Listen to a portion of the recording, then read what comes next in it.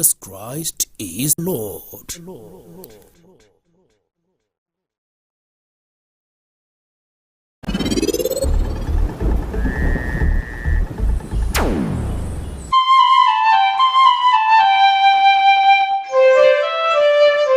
This is Mount Zion TV. Jesus Christ is Lord.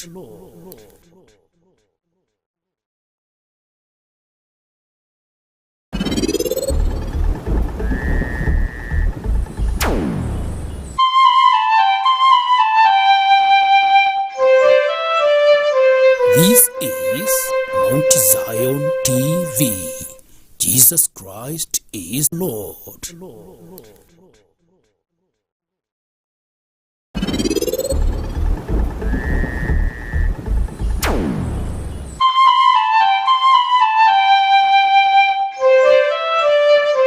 This is Mount Zion TV. Jesus Christ is Lord.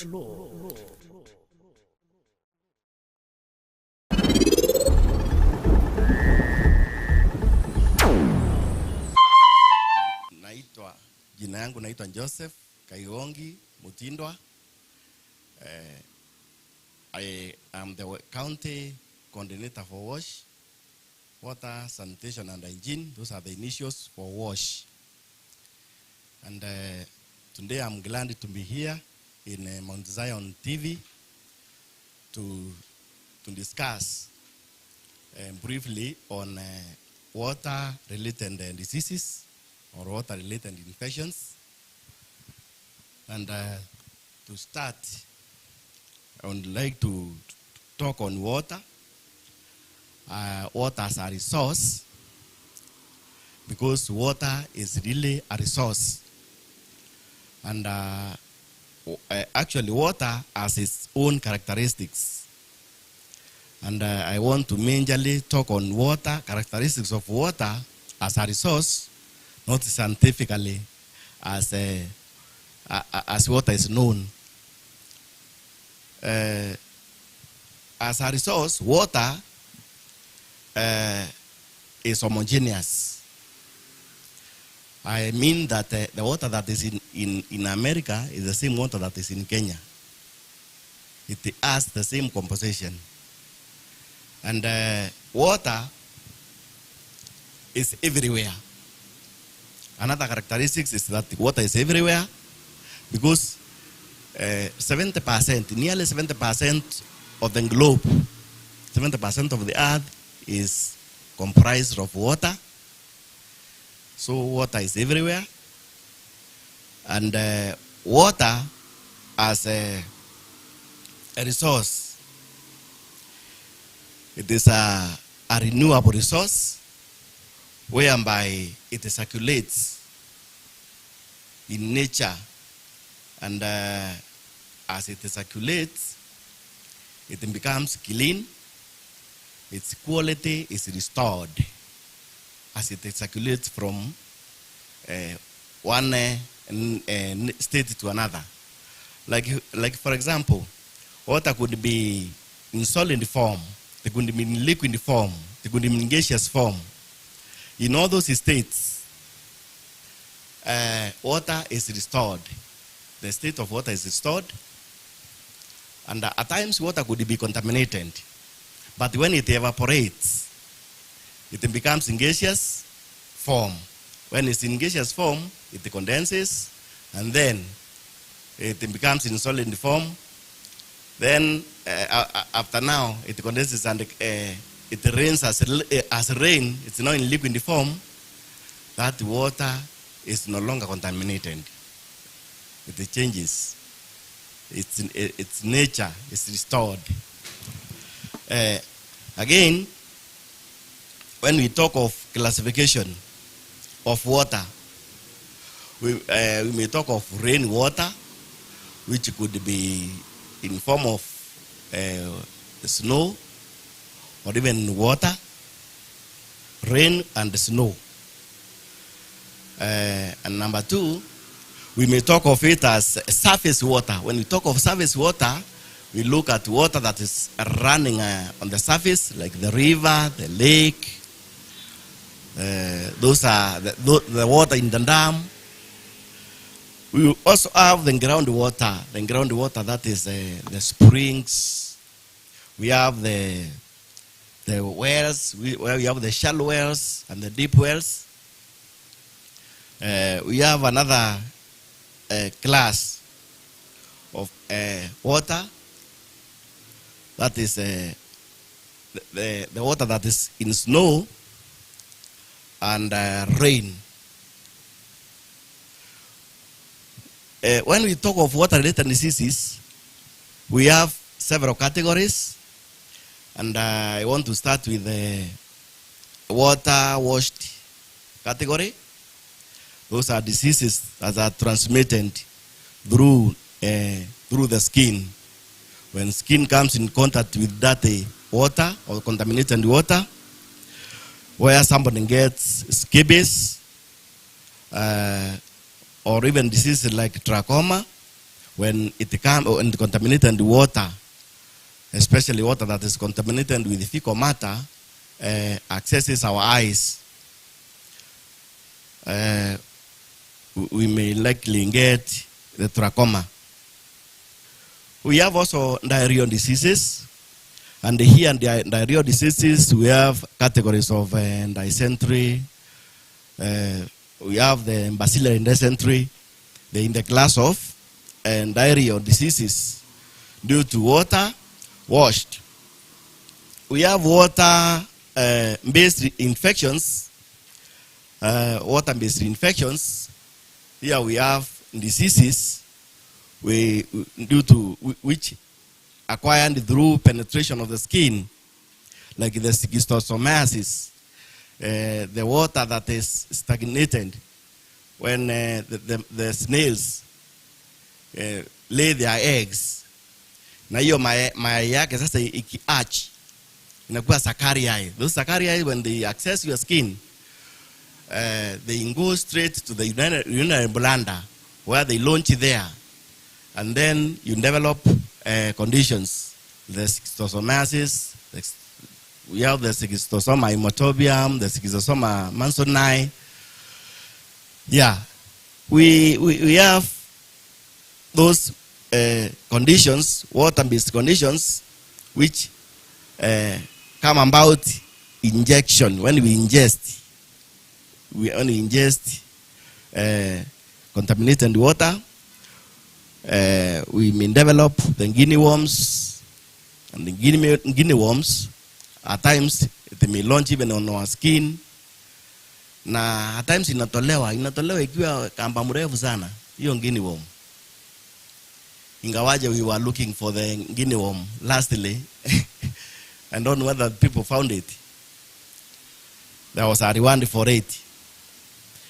Infections due to waterborne diseases, we have diarrhea diseases, the cholera, the typhoid. We have hepatitis B as a waterborne disease. We have also infections primarily due to defective sanitation. When you don't use properly our sanitation, or when our sanitary facilities are broken down, when they are faulty, we are bound to get also contamination due to that. And we may get the diseases. Example, the hookworms. And due to improper fecal disposal.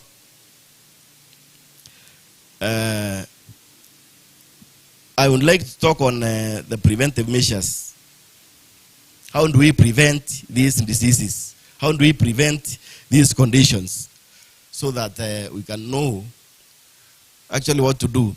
Because most of the diseases that affect people, they can be prevented easily, and nearly over 75% of the diseases they are preventable, and they can be prevented by nearly very fair means, very simple means. And one, hand hygiene. We talk of hand hygiene. Cleaning your hands. Cleaning hands only can take away over 75% of the diseases. You can remember during the time of COVID, we handled long queues in our hospitals simply because people knew how to wash their hands with running water and soap. And that alleviated several diseases. We have a proper disposal of sewage. Proper disposal of sewage. Proper disposal of excreta. Because most of the diseases are excreta related. Another way of preventing is proper disposal of waste. Proper solid waste disposal. For example, when you heap your waste, there is what we call leachage. That is the liquid part of it that oozes from those heaps. When it accesses our water bodies and we consume water that is not boiled, water that is not treated, then those diseases can emerge. We have periodic cleaning. Periodic cleaning here, the utensils of water, the utensils that we use for holding water, the water itself should be cleaned periodically. You can treat your water at household level through boiling, through chlorination. You can use the chlorine taps.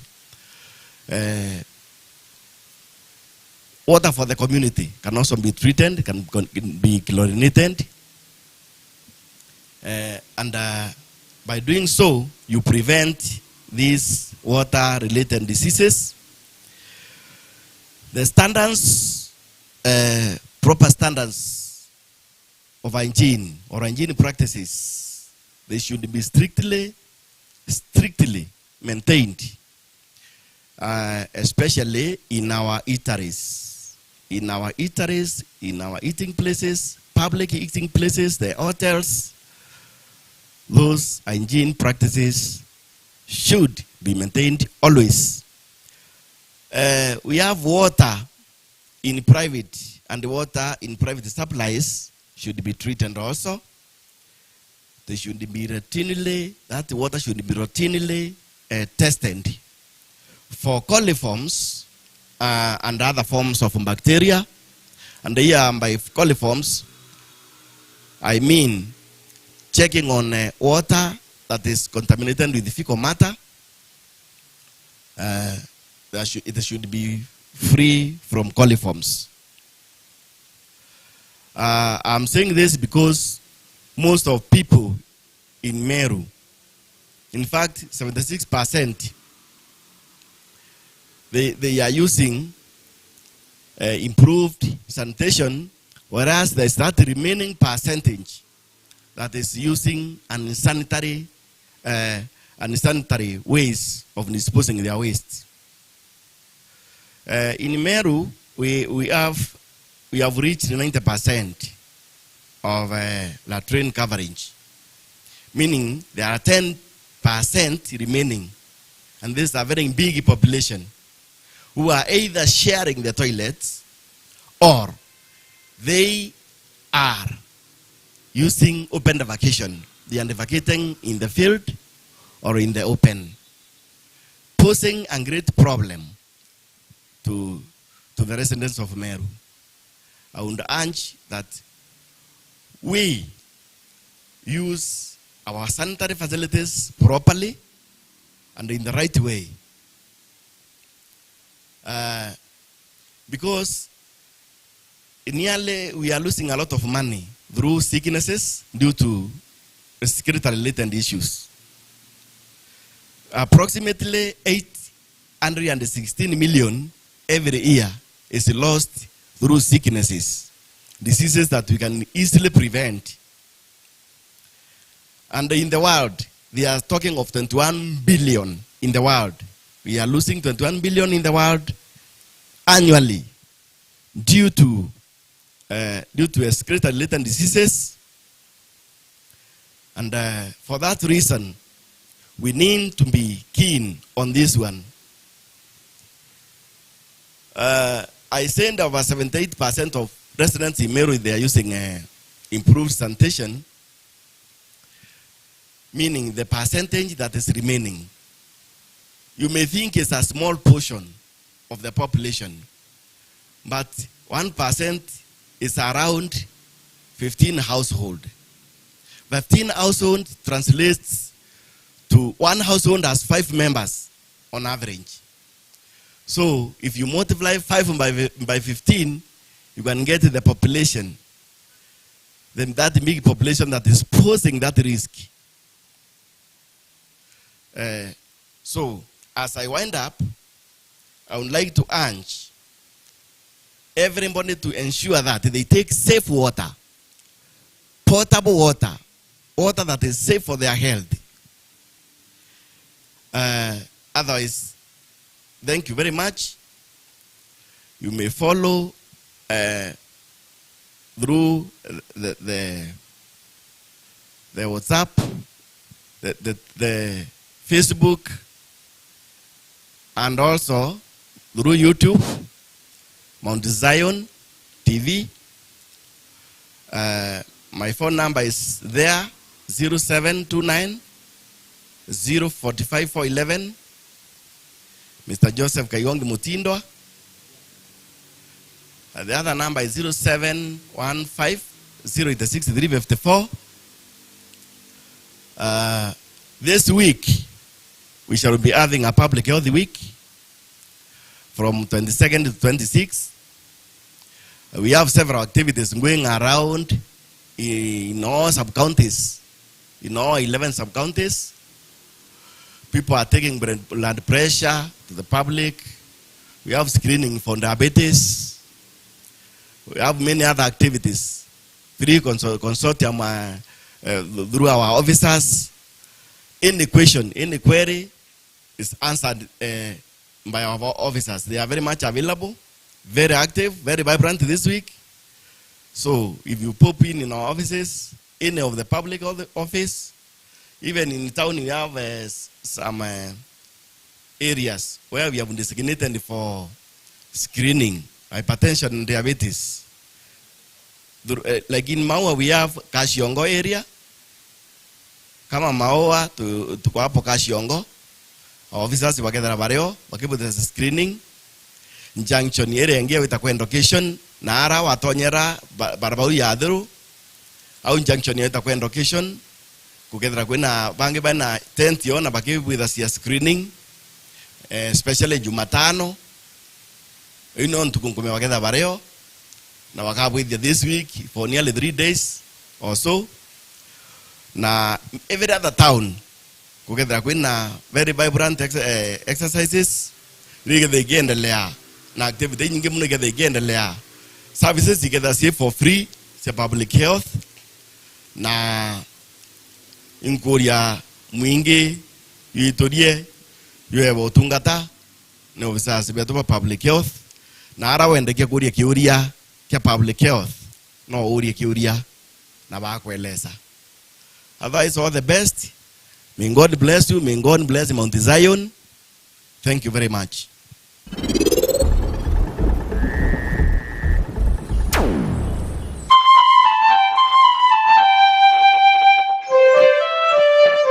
This is Mount Zion TV.